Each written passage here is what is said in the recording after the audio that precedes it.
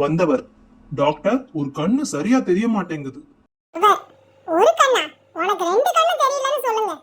வந்தவர், அது எப்படி டாக்டர்? அவர், நான் வக்கீல் வரதப்பன். நீங்க தேடி வந்த டாக்டர் ரூம்ல இருக்காரு.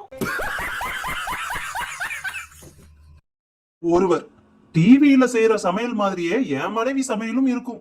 மற்றவர், அவ்வளவு நல்லா பண்ணுவாங்களா?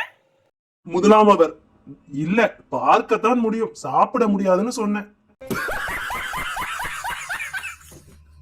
மனைவி, உங்க தலைவர் ரொம்ப நேர்மையானவர்னு சொல்றீங்களே, எப்படி?